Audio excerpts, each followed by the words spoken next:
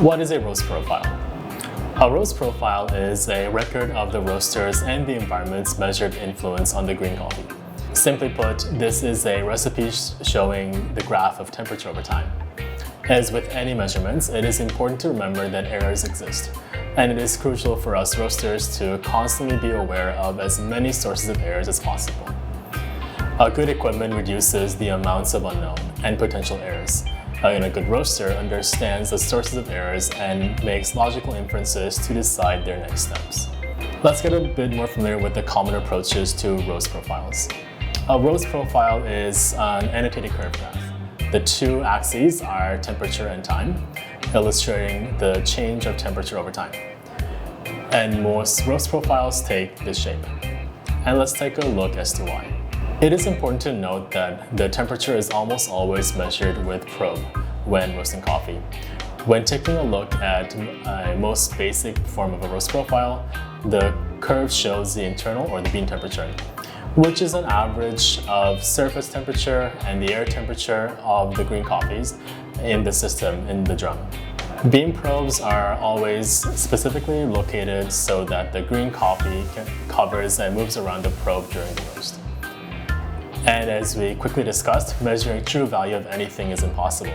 And when it comes to complex systems like coffee roasting, it can get quite tricky. So let's start at the beginning. On this example graph, the starting bean temperature is 165 degrees Celsius. What does this mean? Obviously, the green beans we just dropped into the drum was not 165 degrees. This starting temperature is often called the charge temperature. The charge temperature is set by the roaster to apply the desired amounts of energy right at the beginning of the roast.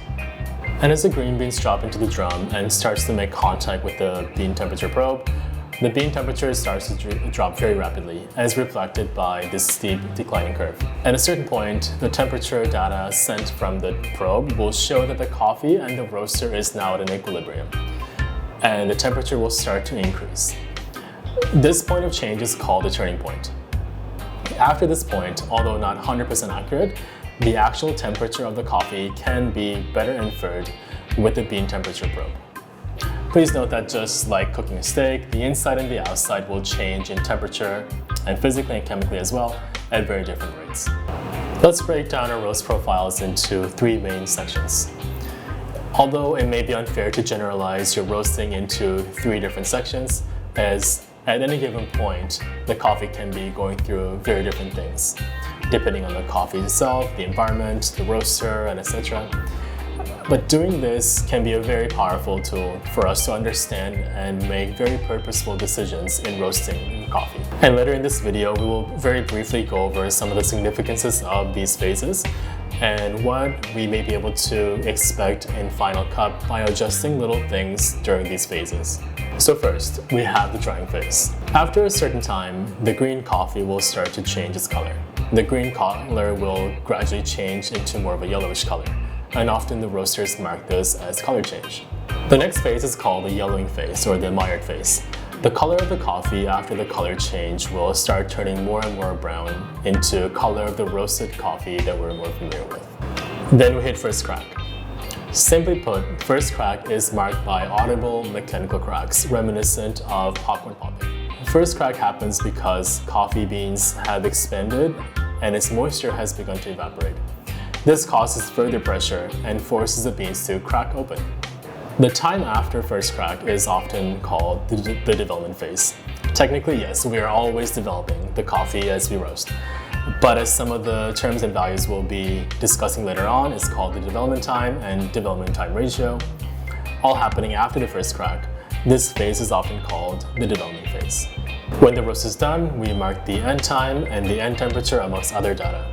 And now, you not only have roasted coffee, but you have a profile with relevant information to replicate and to improve your final product. Some roasters do not use any data, and it takes great experience and insight into coffee to be able to navigate your roast with only sight, smell, and sound. And some roasters go all out and they record as much data as possible. But Stronghold's Roaster allows you to monitor and revisit a variety of log data from each of your roasts, allowing you to learn more about impact of your decisions and environment in your final cup. And most importantly, allowing you to make corrections to continuously improve your product.